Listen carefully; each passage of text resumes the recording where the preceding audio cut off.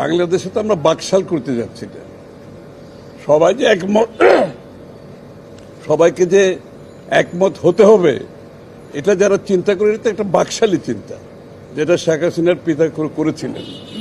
কারণ বিভিন্ন দলের বিভিন্ন দর্শন, চিন্তা ভাবনা থাকবে, ভিন্নমত থাকবে।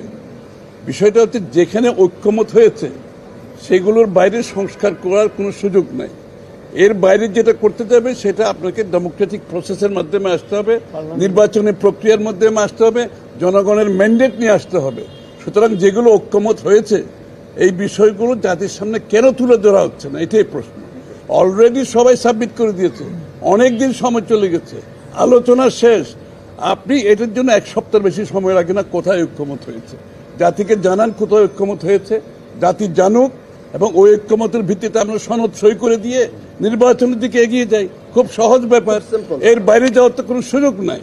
সুতরাং আজকে যে প্রেক্ষাপট, এই প্রেক্ষাপটে নির্বাচনী রোড ম্যাপ না দেওয়ার কারণে জনগণের মধ্যে যে সংশয় সৃষ্টি হচ্ছে, জনগণের মধ্যে যে প্রশ্নের উদ্রেক হচ্ছে, এটা গণতন্ত্রের, আগামী দিনের গণতন্ত্রের জন্য, নির্বাচনের প্রক্রিয়ার জন্য ভালো কিছু বয়ে আনবে না।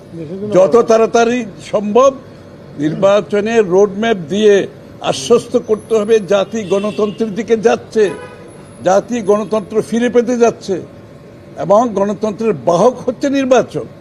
তার মাধ্যমে আপনি গণতান্ত্রিক ট্রানজিশনে যে যাবেন এটা জাতিকে জানতে হবে। এটার জন্য দেশের ভিতরে প্রস্তুতি আছে, দেশের বাইরে প্রস্তুতি আছে। ভারত যেটা বলেছে, এই যে বিনিয়োগকারীরা যারা আসছে বাংলাদেশে, তাদের সবার একটা প্রশ্ন, শেষ প্রশ্ন হচ্ছে নির্বাচন কবে হবে, এবং সবাই জানতে চায় কবে নির্বাচন হবে, এবং নির্বাচনের পরে তারা সিদ্ধান্ত নেবে। দেশের ভিতরের বিনিয়োগকারী, দেশের বাইরের বিনিয়োগকারী, শুধু বিনিয়োগ তো নয়, যত স্টেক হোল্ডার বাংলাদেশের সাথে কাজ করছে সবাই সিদ্ধান্তের ব্যাপার আছে। সবাই অপেক্ষা করতে নির্বাচনের জন্য।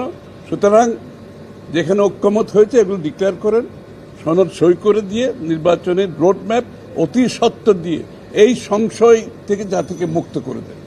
সবাই গণতন্ত্রের পথে চলতে চায়, সবাই গণতান্ত্রিক অর্ডার ফিরে পেতে চায়, বাংলাদেশের মানুষ তার মালিকানা ফিরে পেতে চায়।